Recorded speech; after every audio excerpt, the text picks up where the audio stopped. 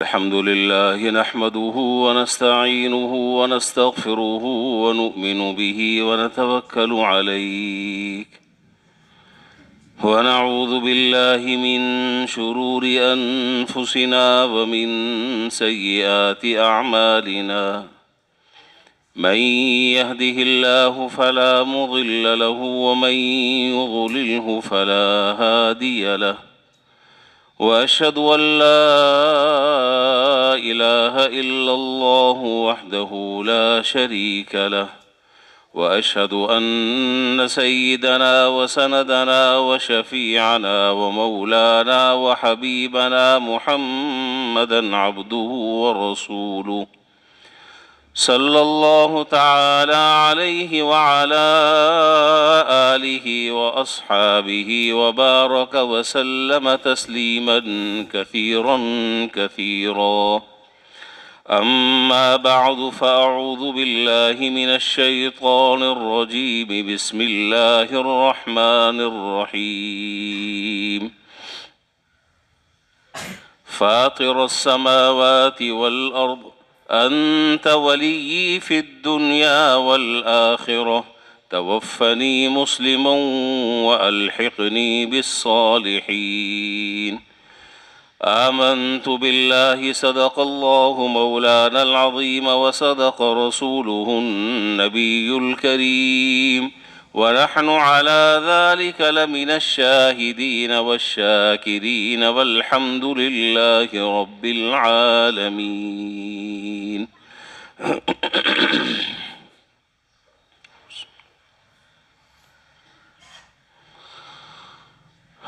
بزرگان محترم و برادران عزیز،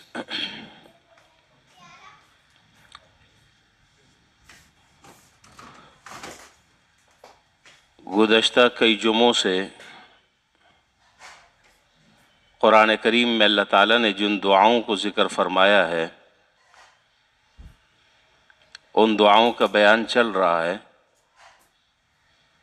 اور اس سلسلے میں بعض دعاؤں کی تشریح اور اس کی تفصیل آپ کی خدمت میں گوش گزار کی ہے۔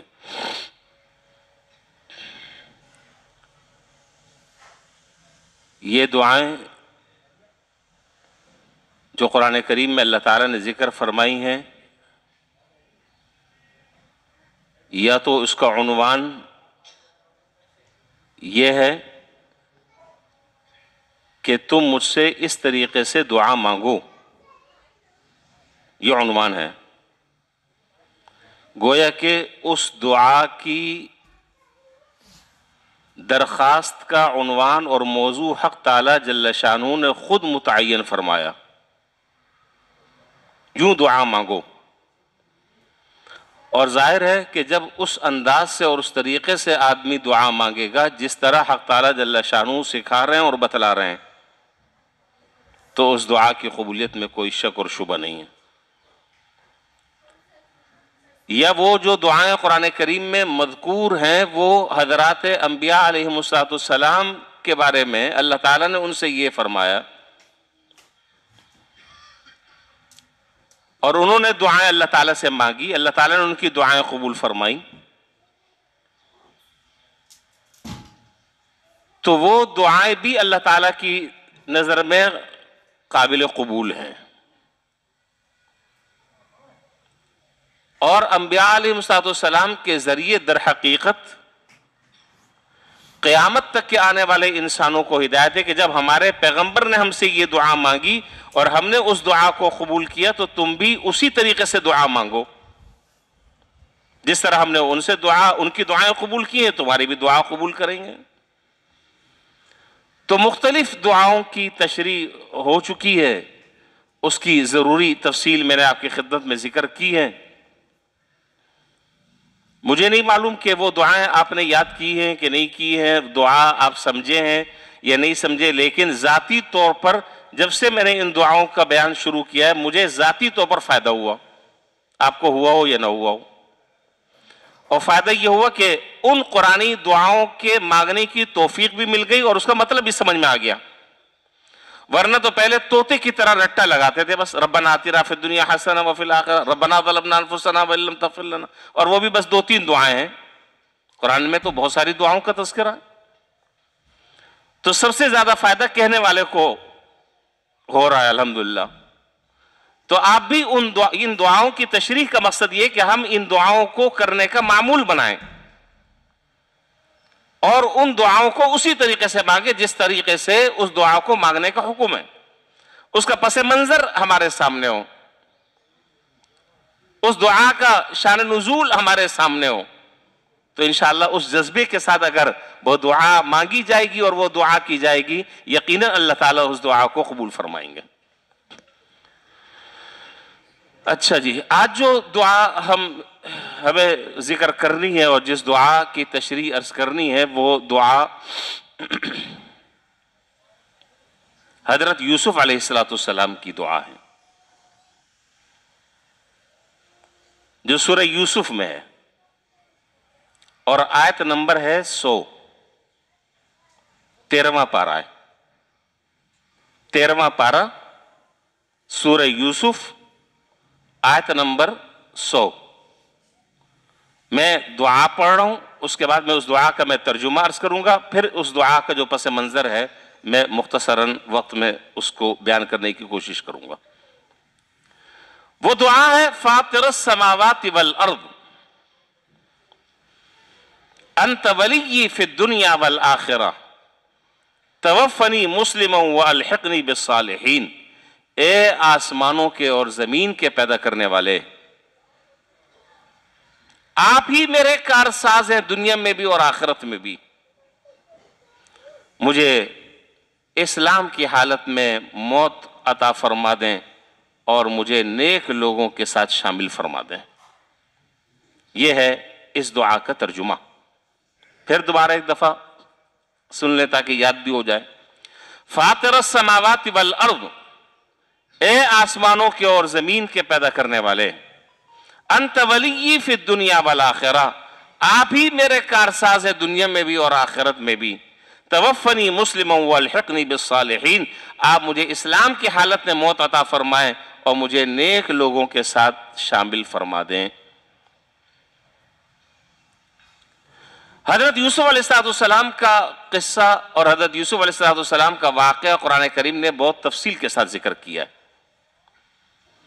اتنی تفصیل کے ساتھ قرآن کریم نے کسی بھی واقعے کو ذکر نہیں کیا، جتنی تفصیل کے ساتھ، جتنی ترتیب کے ساتھ، جتنا جامع طریقے سے حضرت یوسف علیہ السلام کے واقعے کو اللہ تعالیٰ نے سورہ یوسف میں بیان کیا، اور اس نام سے پوری ایک سورت اللہ تعالیٰ نے نازل فرما دی۔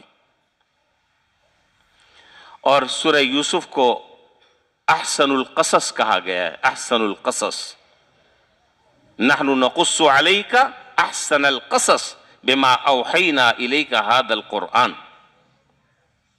بہترین واقعہ ہے حضرت یوسف علیہ السلام کا، بے شمار اس میں نصیحتیں ہیں، بے شمار اس میں علم کے دروازے کھل رہے ہیں، بے شمار اس میں گراں قدر مفید باتیں ہیں۔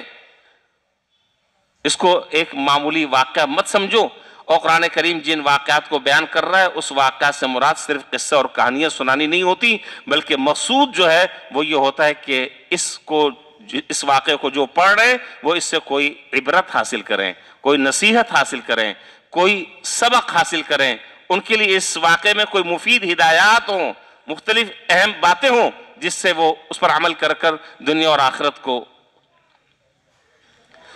آخرت میں وہ کامیاب ہو جائیں، اور دنیا اور آخرت میں اللہ تعالیٰ ان کو بامراد فرما دیں۔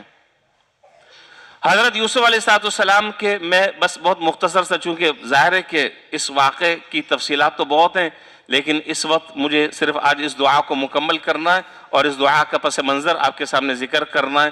اس کے لیے ذرا سا مجھے پیچھے جانا پڑے گا، اور حضرت یوسف علیہ السلام کا جو واقعہ قرآن کریم نے شروع کیا ہے اختصار کے ساتھ، بہت ساری علمی باتیں بھی ہیں، بہت ساری تفسیری روایات بھی ہیں، ان سب سے میں بحث نہیں کروں گا چونکہ وقت بھی اس کا نہیں ہے۔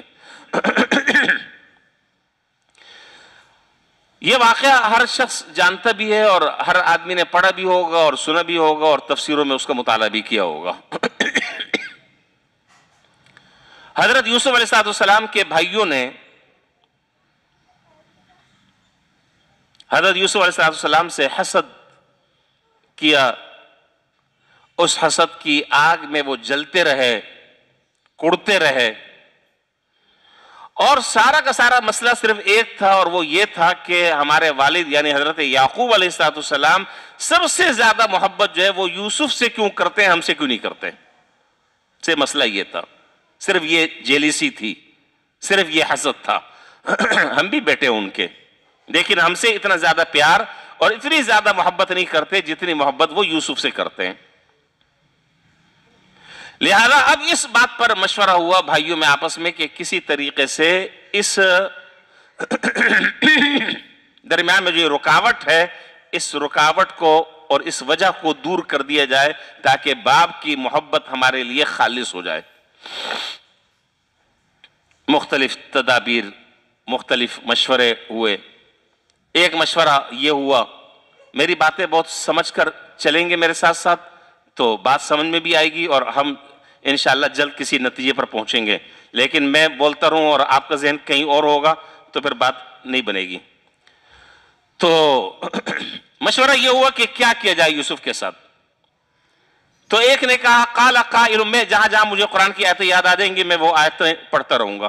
قال قائل منہم لا تقتلوا یوسف، ایک نے کہا کہ بھائی یوسف علیہ السلام کو قتل کر دو تاکہ نہ رہے بانس اور نہ بجے بانسری، قصہ ہی ختم، راستے سے ہٹ جائیں گے، جو رکاوٹ ہے وہ دور ہو جائے گی تو ہمارے والد ہم سے صحیح طریقے سے محبت کرنے لگیں گے۔ دوسرے نے کہا کہ لا تقتلوا یوسف، دیکھو قتل مت کرو، اس لیے کہ قتل کا گناہ ایسا شدید ہے، قتل کا گناہ ایسا شدید ہے کہ شاید اس کی تلافی نہ ہو پائے، بہت سخت گناہ ہے قتل کا، تمہیں کرنا ہی ہے یہ کام۔ تو میں ایک اور ایڈوائس دیتا ہوں، وَأَلْقُوهُ فِي غَيَابَةِ الْجُبِّ، تمہیں اگر یہ کام کرنا ہے تو ایک اندھیرے کنویں میں اس کو ڈال دو، بس ختم ہو جائے گا، لیکن قتل کرنا، اس کے خون سے اپنے ہاتھوں کو رنگنا، یہ مناسب نہیں۔ چنانچہ کر لیا انہوں نے، اور پھر اس کے بعد جو ہے وہ والد کے پاس آئے اور ان کی قمیص پہ خون لگا کر آیا اور کہا کہ بھیڑیا کھا گیا وغیرہ وغیرہ، یہ ساری باتیں میں بیان نہیں کر رہا، اب اگلی بات کی طرف میں آ رہا ہوں۔ پھر یہ ہوا کہ جس کنویں میں ڈالا تھا، ایک مسافروں کا گروہ اور ایک قافلہ وہاں سے گزر رہا تھا، انہوں نے پانی کے لیے ڈول ڈالا کنویں میں، تو یوسف علیہ السلام بہت چھوٹے سے تھے، جب پانی کا ڈول ڈالا تو وہ اس ڈول پر بیٹھ گئے اور رسہ پکڑ لیا، یہ واقعہ قرآن بیان کر رہا ہے۔ جب اس کھینچنے والے نے کھینچا ڈول تو دیکھا ایک خوبصورت بچہ، قال یا بشرا ھذا غلام، انہوں نے کہا کہ کیا خوبصورت حسین اور جمیل بچہ اللہ تعالیٰ نے عطا فرما دیا۔ پھر حضرت یوسف علیہ السلام کی بولی لگی، وَشَرَوْهُ بِثَمَنٍ بَخْسٍ دَرَاهِمَ مَعْدُودَةٍ وَكَانُوا فِيهِ مِنَ الزَّاهِدِينَ، بولی لگی اور کسی قافلے والے نے حضرت یوسف علیہ السلام کو خرید لیا، اور خریدنے کے بعد یہ بازار مصر میں ان کو بیچا گیا۔ جب بازار مصر میں جب بیچا تو کسی خریدنے والے نے خریدا، اور چلتے چلاتے عزیز مصر کے ہاں پہنچ گئے۔ میں بہت شارٹ کٹ میں بات کر رہا ہوں، صرف اشاروں میں۔ عزیز مصر کے ہاں پہنچ گئے۔ اب عزیز مصر کے ہاں جب پہنچے تو عزیز مصر کی جو بیوی تھی، جس کا نام جو ہے وہ مشہور ہے زلیخا، اس نے کہا کہ بہتر یہ کہ ہم اس کو اپنا بچہ بنا لیں، بیٹا بنا لیں، ہم اس کو اپنا بیٹا بنا لیں۔ یوسف علیہ السلام پلے بڑھے عزیز مصر کے ہاں، شاہی خاندان میں، اللہ تعالیٰ نے وجاہت، خوبصورتی، قد کاٹ اللہ تعالیٰ نے عجیب و غریب عطا فرمایا تھا۔ اور جب حضرت یوسف علیہ السلام عین شباب پر پہنچے، خوب چڑھتی ہوئی جوانی، آپ کو پتہ ہے جب جوانی ہوتی ہے تو جوانی میں آدمی مدہوش ہوتا ہے، اسے پتہ نہیں ہوتا اگر اللہ تعالیٰ کی طرف سے دستگیری نہ ہو. تو وہ جو زلیخا تھی قرآن نے اس کو بیان کیا. اب ذرا سا بات سمجھ لیجئے گا. قرآن نے بیان کیا وَلَقَدْ هَمَّتْ بِهِ وَهَمَّ بِهَا لَوْلَا أَن رَّأَىٰ بُرْهَانَ رَبِّهِ وَلَقَدْ هَمَّتْ بِهِ وَهَمَّ بِهَا. اب زلیخا نے حضرت یوسف علیہ السلام سے گناہ کرنے کا ارادہ کیا اور وہ تو پختہ ارادہ کر چکی تھی. اب اس نے کیا کام کیا؟ زلیخا نے کام یہ کیا کہ ایک تو حضرت یوسف علیہ السلام کو اس گناہ کی طرف ورغلایا، اور دوسرا کام یہ کیا کہ گھر کے جتنے دروازے تھے وہ سارے کے سارے دروازے مقفل کر دیے، تالے لگا دیے. اب آپ ذرا سا اس ماحول کو تھوڑا سا سمجھیں. تنہائی، خلوت، جوانی اپنے زوروں پر،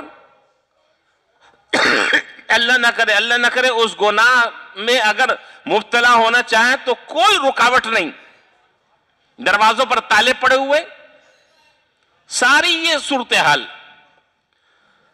تو قرآن نے کیا کہا؟ وَلَقَدْ هَمَّتْ بِهِ وَهَمَّ بِهَا. زلیخا تو اس گناہ کا ارادہ کر چکی تھی. وَهَمَّ بِهَا، میں بہت زیادہ زور دے رہا ہوں اس بات پر اور اس ترجمے پر تاکہ کہیں غلط فہمی نہ ہو. وَهَمَّ بِهَا، اور حضرت یوسف علیہ السلام کے دل میں بھی ذرا سا خیال پیدا ہونے لگا،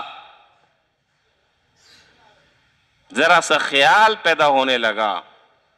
لولا ارآ برہان ربی، اگر وہ اللہ تعالیٰ کی اور اپنے رب کی اس برہان اور دلیل کو نہ دیکھ لیتے تو ہو سکتا ہے کہ مبتلا ہو جاتے. اب ذرا سا حضرت یوسف علیہ السلام کے دل میں ذرا سا خیال پیدا ہونے لگا. انسان ہیں، بشر ہیں، فرشتے نہیں ہیں. اور حضرت تھانوی رحمۃ اللہ علیہ نے اس کو ایک بہت خوبصورت مثال سے بیان فرمایا کہ حضرت یوسف علیہ السلام کے دل میں جو خیال سا ذرا سا پیدا ہونے لگا، اس کی مثال ایسے سمجھو جیسا کہ رمضان کا زمانہ ہے، ایک آدمی نے روزہ رکھا ہوا ہے، سخت گرمی ہے، حلق میں کانٹے چبھ رہے ہیں، اور کوئی آدمی ٹھنڈا گلاس پانی کا وہ لے کر آتا ہے تو اگلے آدمی کے دل میں ذرا سا خیال پیدا ہو جاتا ہے کہ چلو پی لیتے ہیں. لیکن کوئی روزے دار اس ٹھنڈے پانی کی وجہ سے اپنا روزہ نہیں توڑتا. حضرت حامد رحمۃ اللہ علیہ فرما رہے ہیں کوئی بھی آدمی اس گلاس میں پانی کی وجہ سے، اس مشروب کی وجہ سے اپنا روزہ نہیں توڑتا، لیکن اس پانی کی طرف ایک میلان سا ہوتا ہے کہ اگر روزہ نہ ہوتا تو ابھی ایک منٹ کے اندر میں یہ پورا گلاس اڈیل لیتا. یہ بشری تقاضا ہے. تو حضرت یوسف علیہ السلام کے دل میں بھی یہ خیال سا ذرا سا پیدا ہوا، لولا ارآ برہان ربی، اگر حضرت یوسف علیہ السلام اپنے رب کے اس برہان کو نہ دیکھتے تو اس گناہ میں واقع ہو جاتے. اب یوسف علیہ السلام وہ برہان کیا ہے اس کے بارے میں تفسیروں میں مختلف باتیں ہیں. میں 2-3 باتیں ذکر کرتا ہوں. بعض حضرات نے کہا کہ حضرت یعقوب علیہ السلام جو ان کے والد تھے، ان کی تصویر دیکھی جو اپنی انگلی منہ میں دبائے ہوئے کھڑے تھے کہ یہ کیا کرنے جا رہے ہو. باپ کی وہ تصویر دیکھی تو ایک دم سارا کا سارا ارادہ ختم ہو گیا.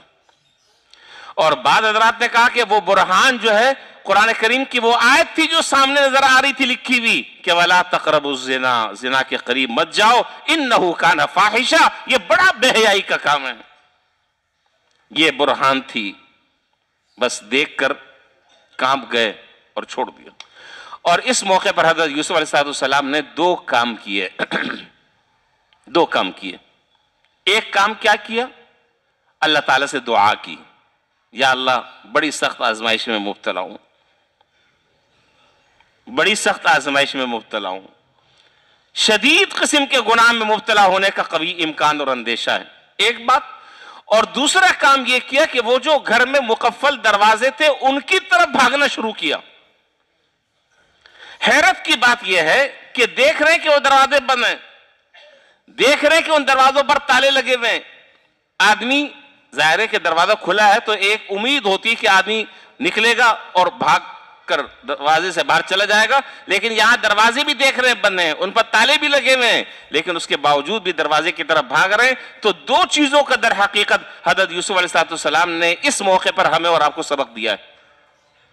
دو چیزوں کا سبق دیا ہے. نمبر ایک کہ جب کسی بے حیائی کے کام میں، جب کسی منکر میں، جب کسی معصیت میں اندیشہ ہو مبتلا ہونے کا، تو دو کام کر لو جس طرح اللہ تعالیٰ نے میری مدد فرمائی ہے، انشاءاللہ اللہ تعالیٰ تمہاری بھی مدد فرمائیں گے. وہ دو کام کیا کہ سب سے پہلے اللہ تعالیٰ سے دعا کر لو، اور دوسرا کام یہ ہے کہ جو تم کچھ کر سکتے ہو اس سے بچنے کے لیے وہ تدبیر اختیار کر لو. بس یہ دو باتیں معمولی باتیں نہیں، یہ بہت بڑی بات ہے، بہت بڑی بات ہے، بہت بڑا سبق ہے اگر دیکھا جائے. اور ہماری زندگی میں عام طور پر ہماری زندگی میں اس طرح کے بے شمار مواقع ہمارے مجلسوں میں، ہماری زندگی میں رات دن ہمارے ساتھ پیش آتے ہیں. آپ کو معلوم ہے مجلس لگی ہوئی ہے، چائے پر دوست احباب بیٹھے ہوئے، گلی کے کونوں پر بیٹھے ہوئے، کوئی دعوت ہے وہاں پر بیٹھے ہیں، تو سب سے پہلے کیا کام شروع ہوتا ہے بتائیے؟ جی ہماری دعوت اور ہماری مجلس کا سب سے پہلا جو آغاز ہوتا ہے وہ غیبت سے ہوتا ہے. غیبت سے ہوتا ہے. اب شریعت کا کیا حکم ہے؟ جس طرح غیبت کرنا سخت گناہ، اسی طرح غیبت کا سننا بھی سخت گناہ. تو شریعت کا کیا حکم ہے؟ شریعت کا حکم یہ ہے کہ اگر تمہارے اختیار میں ہے کہ اس گفتگو کا موضوع کا رخ بدل دو. بات چل رہی ہے، آپ اس گفتگو کا موضوع، بھائی یہ کن باتوں میں لگے ہوئے ہو، کیوں قصے ادھر ادھر کے شروع کر دیے، کیوں دوسروں کے گناہ اپنے سر پر لے رہے ہو، کیا دوسری بات کرو یار. تو آدمی رخ موڑ دے اگر اتنا اختیار ہے. اور اگر اتنا بھی اختیار نہیں ہے اور اتنا بے بس ہو چکا ہے کہ کچھ بھی نہیں کر سکتا، پھر شریعت کا حکم یہ ہے کہ تمہارے لیے اب اس مجلس میں بیٹھنا جائز نہیں ہے. تمہارے لیے اس مجلس میں بیٹھنا جائز نہیں ہے. تو حضرت یوسف علیہ السلام نے دو کام کیے. ایک کام یہ کیا کہ اللہ تعالیٰ سے دعا کی، سبق یہ دے دیا کہ جب کبھی کوئی ایسا موقع آ جائے تو سب سے پہلے اللہ تعالیٰ کی طرف پناہ لو. سب سے پہلے اللہ تعالیٰ سے دعا کرو کہ یا اللہ اب یہ مشکل پیش آ گئی ہے، میں بچنا چاہتا ہوں، میرے اندر قدرت نہیں ہے، میں بہت کمزور ہوں، آپ میری غیب سے دستگیری اور مدد فرما دیں، آپ بچا سکتے ہیں ورنہ میں خود سے نہیں بچ سکتا. پہلا کام یہ ہے. اور دوسرا کام کیا؟ دوسرا کام یہ کہ جو تمہارے دائرے اختیار میں کوشش ہے اس کو بروئے کار لاؤ.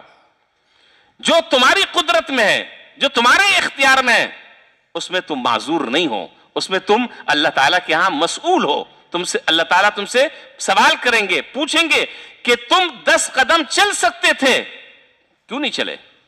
آگے راستہ کھولنا یا نہ کھولنا وہ ہمارا کام ہے، لیکن 10 قدم چل کر اس دروازے تک تو تم جا سکتے تھے، کیوں نہیں گئے؟ تو جواب دینا پڑے گا. مجھے بات یاد آئی، میرے اپنے اساتذہ سے بھی سنا اور کتابوں میں بھی پڑھا. عجیب باتیں بڑوں کی اور بزرگوں کی. اللہ تعالیٰ ہمارا دل اور دماغ کھول دے اور ہم ان باتوں سے سبق حاصل کر لیں تو بہت عجیب باتیں. دیوبند میں ایک بزرگ ہوتے تھے، بہت بڑے استاد تھے دارالعلوم دیوبند کے، اور بڑے ولی صفت آدمی تھے. حضرت مولانا مظفر حسین کاندھلوی رحمت اللہ علیہ، کاندھلہ کے تھے. حضرت مولانا مظفر حسین کاندھلوی رحمت اللہ علیہ بڑے ولی صفت درویش آدمی تھے. ان کے بارے میں سنا اپنے بڑوں سے کہ حضرت مولانا مظفر حسین کاندھلوی رحمت اللہ علیہ نے ایک مرتبہ ایک نواب صاحب کے پاس گئے تبلیغ کے لیے اور ان سے کہا کہ بھئی اب نمازیں پڑھا کرو. اس میں کس کا اختلاف ہے؟ بھئی نماز پڑھنے میں کسی کا اختلاف ہے؟ پوچھ رہا ہوں آپ حضرات سے. آپ ہاتھ یہاں پر باندھیں، آپ سر پر رکھیں، آپ ناف کے نیچے باندھیں، آپ ہاتھ کھلا چھوڑیں، آپ پاؤں اتنا کھولیں، اتنا کھولیں، کوئی نیچے سے گھس جائے، یہ ایک الگ مسئلہ ہیں. لیکن فی نفسی نماز پڑھنے میں کسی کا اختلاف نہیں ہے. یہ ہے سارے یہ کہتے ہیں, اس میں کیا مسئلہ ہے؟ تو نواب صاحب کے پاس گئے حضرت کاندلوی رحمۃ اللہ علیہ, اور ان سے فرمایا کہ نواب صاحب, اللہ تعالیٰ نے آپ کو عظیم صفات عطا فرمائی ہیں اور اللہ تعالیٰ نے ہر نعمت آپ کو عطا فرمائی ہے, لیکن بس ایک کام یہ کہ آپ نماز نہیں پڑھتے, نماز پڑھنا شروع کر دیں. انہوں نے کہا کہ حضرت بہت اچھی باتیں آپ نے کی ہیں, میرے دل میں آپ کی بات اتری ہے, میری ایک شرط ہے کہ میں نماز پڑھوں گا, ایک شرط ہے کہ میں نمازیں پڑھوں گا, وہ یہ کہ میں بغیر وضو کی نماز پڑھوں گا. اب میرا جیسا کوئی مولوی ہوتا یا آپ کی طرح کوئی صوفی ہوتا تو کیا کہتا,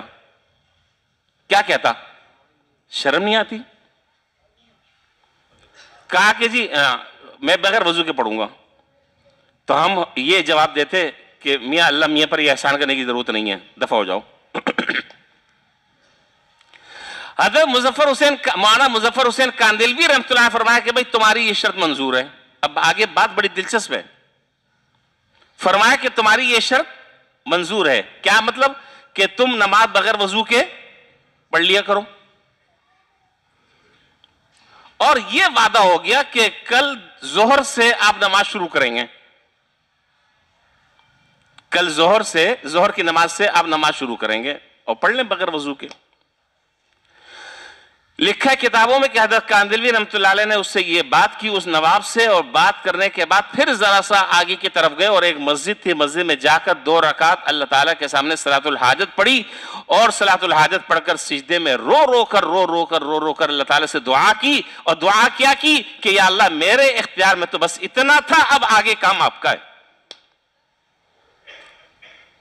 یہ ہے بات. میرے اختیار میں صرف اتنا تھا کہ میں اس کو نماز کے لیے قائل کر لوں, میں اس کو مسجد تک کے لے آؤں. اب وہ وضو کرے, غسل کرے یا مسجد میں پاک ہو کر آئے, یہ سارے معاملات آپ کے, یہ میرے بس میں نہیں ہے. میرے اندر جتنی طاقت اور قدرت تھی, جن چیزوں کا میں مکلف تھا, میں نے تو وہ سارے کے سارے کام کر لیے. اب کام آپ کا آگے شروع ہو رہا ہے. رو کر اللہ تعالیٰ سے دعا کی, رو کر دعا کی, یہاں دعا کی. اور اس طرف کیا ہوا کہ نواب صاحب جب اگلے دن ظہر کی نماز سے آنے سے پہلے ان کے دل میں خیال آیا کہ کمبخت, کبھی تو زندگی میں تو مسجد گئے ہی نہیں, تو وضو کیا غسل کر مجھے جانا چاہیے. نہیں سمجھے بات آپ؟ یہاں وضو پر بات ہو رہی ہے, یہاں وضو پر بات ہو رہی ہے, اور کر کیا آ رہے ہیں, غسل کر آ رہے ہیں, اور اپنے آپ کو ملامت کر رہے ہیں کہ ایک تو زندگی میں پہلی مرتبہ اللہ کے گھر جا رہا ہے, تو وضو کیا بلکہ غسل کر جانا چاہیے. تو چنانچہ وہ غسل کیا, اور غسل کر پاک اور صاف کپڑے پہنے, پاک اور صاف کپڑے پہن کر اب اللہ کے گھر کی طرف روانہ ہوئے. تو یہ میں کیا بات عرض کر رہا ہوں کہ ہمارے حصے کا جتنا کام ہے اس میں کوئی کوتاہی نہیں ہونی چاہیے. باقی اس سے آگے کی جو معاملات ہیں وہ اللہ تعالیٰ کے معاملات ہیں.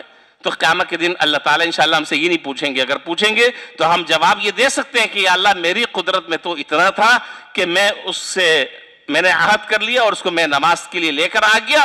بقیہ پاک اور صاف ہونا اور مسجد تک کے پہنچنا, یہ سارے کے سارے کام, سارے کے سارے معاملات آپ کے ہیں. تو خیر بہرحال تو میں یہ عرض کر رہا تھا کہ حضرت یوسف علیہ السلام نے یہاں پر 2 کام کیے جب زلیخا نے گناہ کی دعوت دی. ایک کام یہ کیا کہ اللہ تعالیٰ سے دعا کی, یا اللہ بڑی مشکل میں پھنس گیا ہوں. مسئلہ یہ کہ ہماری تو گناہ کر کے, میں بہت معذرت چاہتا ہوں, ہم تو گناہ کر کے ہماری جو حس تھی نا وہی ختم ہو گئی ہے. ہماری حس ختم ہو گئی ہے. اب ہمیں گناہ نہیں لگتا, ہمیں گناہ نہیں لگتا. گناہ کرنے میں مزہ آتا ہے. نہ اللہ کا ڈر, نہ اللہ کا خوف. کیوں؟ اس لیے کہ ہم عادی ہو چکے ہیں, کوئی مسئلہ ہی نہیں ہے. تو ایک تو بات یہ کہ دعا, اور دوسرا کہ جو اس گناہ سے بچنے کی تدبیر تم اختیار کر سکتے ہو اس کو اختیار کر لو. تو حضرت یوسف علیہ السلام نے بھی یہی کام کیا, دونوں کام کیے. پھر اس کے بعد جو ہے سارے معاملات ہو گئے, ساری باتیں ہو گئیں,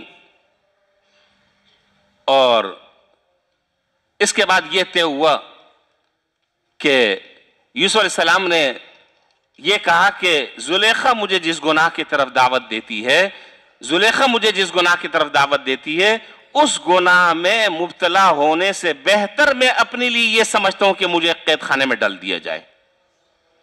قال رب السجن احب الی مما يدعوننی الی والا تصرف عنی کیدہن اصب الیہن واکن من الجاہلین. میں یہ سمجھتا ہوں کہ اس گناہ میں مبتلا ہونے سے بہتر یہ کہ مجھے قید کر دیا جائے. بعض مفسرین نے یہاں پر بھی نکتے لکھے ہیں عجیب و غریب. تو اس واقعے سے بھی ایک سبق حاصل ہو رہا ہے, اور وہ سبق حاصل کیا ہو رہا ہے؟ وہ سبق یہ حاصل ہو رہا ہے کہ اگر کوئی آدمی گناہ سے بچنے کا کوئی راستہ اختیار کرتا ہے تو سمجھ لینا چاہیے کہ بسا اوقات وہاں پر بھی کوئی آزمائش آ سکتی ہے. گناہ سے بچنے کا اگر کوئی آدمی راستہ اختیار کر رہا ہے تو اس میں بھی اس بات کا کبھی امکان ہے کہ کوئی مشکل آئے گی, کوئی پریشانی آئے گی, کوئی تکلیف آئے گی, لیکن اس تکلیف کو خندہ پیشانی برداشت کرنا ہوگا. اور پھر اس کے بعد جو ہے یوسف علیہ السلام جیل خانے میں قید ہو گئے, اور قید ہونے کے بعد جو ہے وہ 2 آدمی آئے اور ہر ایک نے اپنے اپنے خواب بیان کیے. چونکہ اللہ تعالیٰ نے حضرت یوسف علیہ السلام کو خواب کی تعبیر کا بہت بڑا علم عطا فرمایا تھا. ہر ایک کو تعبیر بتانے سے پہلے اللہ تعالیٰ کی طرف دعوت دی. اللہ کی معرفت اور اللہ تعالیٰ کی عظمت, توحید کے دلائل, یہ سامنے یہ چیزیں ساری بیان کی. پھر اس کے بعد آگے جا کر جو ہے وہ تعبیر بتلائی. وہ چلتے چلاتے بہت لمبا قصہ ہے, اس وقت میں تو ساری باتیں ہو نہیں سکتی. بہرحال پھر کیا ہوا, پھر یہ حضرات مصر گئے اور حضرت یوسف علیہ السلام وزیر خزانہ بنے. میں بہت شارٹ کٹ میں بات کر رہا ہوں. وزیر خزانہ بنے اور اس کے بعد قحط سالی ہوئی, اور پھر لوگ جو ہے وہ راشن کے لیے مصر کا رخ کرنے لگے. یہ جو بھائی تھے یہ بھی بیچارے قحط سالی میں مبتلا تھے, یہ بھی وہاں مصر پہنچ گئے. لیکن بھائیوں کو یہ نہیں پتا تھا کہ ہمارا بھائی آج, جس کو ہم نے کل کنویں میں ڈالا تھا, آج وہ مصر کے وزیر خزانہ بن چکا ہوگا اور وہ تقسیم کر رہا ہوگا راشن, اور ہمیں بھی لائن میں لگنا پڑے گا. کہاں قتل کرنے کی سازشیں کر رہے تھے اور قتل کرنے کے لیے سارے کے سارے اسباب اختیار کیے تھے, اور کہاں اب ان کے سامنے کھڑے ہو کر راشن کی بھیک مانگ رہے ہیں. بہرحال پھر حضرت یوسف علیہ السلام نے بنیامین کے سامان میں اپنا ایک پیالہ رکھ دیا. قالوا نفقد صواع الملک ولمن جاء به حمل بعیر وانا به زعیم. اور پھر وہ واقعہ ہوا کہ وہ گھر گئے اور والد کے پاس گئے. یہاں سے یہ ابھی روانہ ہوئے تھے کہ حضرت یعقوب علیہ السلام, سینکڑوں میل کی مسافت ہے, یہاں سے روانہ ہوئے. حضرت یوسف علیہ السلام کو وہاں پر خوشبو آنی شروع ہو گئی, بنیامین کی خوشبو آنی شروع ہو گئی, یوسف علیہ السلام کی خوشبو آنی شروع ہو گئی. خیر اس کے بعد چلتے چلاتے یہ وہاں پر پہنچے اور وخروا سجدا, اور وہ جو خواب دیکھا تھا اس خواب کے اللہ تعالیٰ نے تعبیر بیان کر دی. ماں باپ جو تھے ان کو سامنے بٹھایا کرسی پر, اور سارے کے سارے بھائی سب سجدہ کرنے لگے. اس وقت یہ تھا سجدہ تعظیمی, جو اس وقت جائز تھا, بعد میں اس امت کے لیے حرام قرار دے دیا گیا. اس کو کہتے ہیں سجدہ تعظیمی. یہ سارے معاملات کرتے کراتے اب میں آگے آ رہا ہوں اس دعا کی طرف جو میں نے دعا آج شروع کی. جب ساری باتیں ہو گئیں تو ساری بات ہونے کے بعد اب حضرت یوسف علیہ السلام نے اللہ تعالیٰ سے دعا کی. وہ دعا کیا ہے جو میں نے آج شروع کی؟ فاطر السماوات والارض انت ولی فی الدنیا والآخرہ. اے آسمان اور زمین کے پیدا کرنے والے, آپ ہی میرے کارساز ہیں دنیا میں بھی اور آخرت میں بھی. توفنی مسلما والحقنی بالصالحین. مجھے اسلام کی حالت میں موت عطا فرما دیں اور مجھے نیک لوگوں کے ساتھ کر دیں. نیک لوگوں سے مراد یہ ہے کہ میرے باپ دادا جس راستے پر تھے میرا حشر بھی انہی کے ساتھ کر دیں, اس لیے کہ یہ انبیاء علیہ السلام کی جماعت ہے, یہ صلحاء کی جماعت ہے, یہ نیک لوگوں کی جماعت ہے, ان کے ساتھ میرا حشر فرما دیں. اس لیے اس دعا میں بڑی خاص بات ہے. کون مسلمان ایسا ہوگا, کون گناہگار مسلمان ایسا ہوگا جس کے دل میں یہ تمنا نہ ہوتی ہو کہ میری موت اور میری وفات اسلام پر نہ ہو؟ کون ہوتا ہوگا؟ چاہے عمل کیسا ہی کیوں نہ ہو, لیکن خواہش ہر آدمی کی یہ ہوتی ہے کہ اللہ تعالیٰ مرتے وقت مجھے کلمہ نصیب فرما دیں اور میری موت اسلام پر آ جائے. اسی لیے جناب نبی کریم صلی اللہ علیہ وسلم نے یہ دعا فرمائی, اللہم احیینی مسلمہ وَأَمِتْنِي مُسْلِمًا. اے اللہ مجھے اسلام کی حالت میں زندہ رکھیں اور اسلام کی حالت میں مجھے موت عطا فرمائیں, اور اسلام کی حالت میں ہی مجھے قیامت کے دن آپ اٹھا لیں. اس لیے یہ دعا ہمیشہ کرنی چاہیے اور اس دعا کو اپنی دعا میں شامل کرنا چاہیے. فاطر السماوات والارض انت ولی فی الدنیا والآخرہ، اے اللہ آپ ہی میرے کارساز ہیں دنیا میں بھی اور آخرت میں بھی. توفنی مسلمہ، آپ مجھے اسلام کی حالت میں وفات دیں. والحقنی بالصالحین، اور مجھے نیک لوگوں کے ساتھ میرا حشر فرمائیں. ایک مرتبہ کی دعا اگر قبول ہو گئی ایک مرتبہ کی زندگی میں تو کیا خیال ہے؟ ایک مرتبہ اگر یہ دعا قبول ہو گئی، مانگتے رہے مانگتے رہے مانگتے رہے. بھائی مانگنا تو میرے اور آپ کے اختیار میں ہے یا نہیں ہے؟ سب نہیں، پیچھے والے نہیں بتا رہے ہیں. اختیار میں اسلام پر موت آئے، اللہ کرے اللہ کرے اللہ کرے کہ اسلامی پر موت آئے، یہ تو ہمارے اختیار میں نہیں ہے. لیکن اسلام پر موت آنے کی دعا کرنا، نیک لوگوں کے ساتھ حشر ہو جائے اس کی دعا کرنا، یہ میرے اور آپ کے اختیار میں ہے. تو جب اللہ تعالیٰ سے مانگتے رہیں گے مانگتے رہیں گے مانگتے رہیں گے تو اللہ تعالیٰ کی رحمت سے امید ہے کہ انشاءاللہ اللہ تعالیٰ اس دعا کو بھی قبول فرمائیں گے. کیوں؟ اس لیے کہ یہ حضرت یوسف علیہ السلام کی دعا ہے. جس طرح اللہ تعالیٰ نے حضرت یوسف علیہ السلام کی دعا کو قبول فرمایا، اسی طریقے سے ان کی دعا کو جو آدمی مانگے گا وہ دعا بھی قبول ہوگی. اور قرآن کریم میں جو دعائیں اللہ تعالیٰ نے ذکر فرمائی ہیں، میں نے پہلے بھی بار بار عرض کیا کہ جتنی دعائیں قرآن کریم میں مذکور ہیں وہ دعائیں یقیناً اللہ تعالیٰ کی نظروں میں قابل قبول ہیں. یقیناً وہ قابل قبول ہیں. باقی ہم اور آپ اس کے علاوہ جو مانگتے ہیں اس میں تو یہ امکان ہے پتہ نہیں قبول ہو یا نہ ہو، لیکن وہ دعائیں جو قرآن کریم میں مذکور ہیں ان کا قابل قبول ہونا یقینی ہے. اس لیے جتنی دعاؤں کی میں نے تشریح اب تک کی ہے، مختلف دعائیں ان کی تشریح میں ذکر کر چکا ہوں، ان دعاؤں کو اپنی دعاؤں میں شامل کریں اور اللہ تعالیٰ سے مانگیں. اللہ تعالیٰ سے اس یقین کے ساتھ مانگیں کہ اللہ تعالیٰ انشاءاللہ ان دعاؤں کو قبول فرمائیں گے. بعض دعائیں وہ ہیں کہ جہاں اللہ تعالیٰ نبی سے کہہ رہے ہیں وقل آپ فرما دیجئے کہ یوں کہیں رب اغفر وارحم وانت خیر الراحمین، یوں کہیں کہ اے میرے رب میری مغفرت فرما دیں، مجھ پر رحم فرما دیں. وقل ربی ادخلنی مدخل صدق واخرجنی مخرج صدق واجعل لی من لدنک سلطانا نصیرا، یہ حکم دیا ہے اس طرح دعا مانگو. تو اللہ تبارک و تعالی ہمیں بھی اسی طریقے سے دعائیں مانگنے کی بھی توفیق عطا فرمائے اور ان دعاؤں کو اس اعتبار سے مانگے اور یہ سوچ کر مانگے کہ اللہ تعالیٰ نے یہ دعائیں قبول کرنے کا وعدہ فرمایا ہے. دعائیں قبول کرنے کا اللہ تعالیٰ نے وعدہ فرمایا ہے.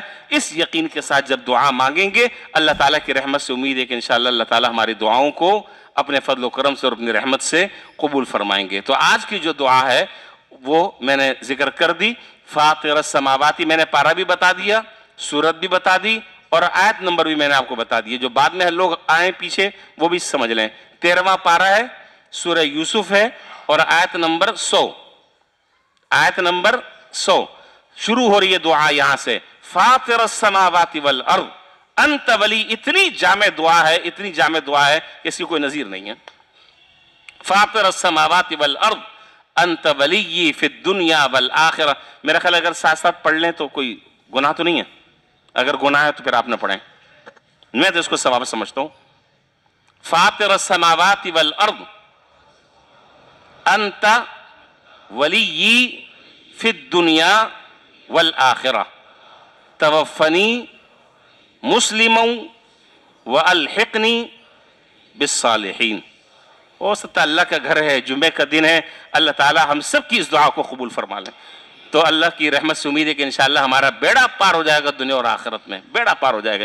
یہ جتنے لوگوں نے پڑھا ہے اس سے پتہ نہیں کتنے سفید داڑھی والے، کتنے اللہ کے نیک بندے ہیں، ان کی برکت سے اللہ تعالیٰ ہمارے حق میں بھی اس دعا کو قبول فرما لیں. وآخر دعوانا الحمدللہ رب العالمین.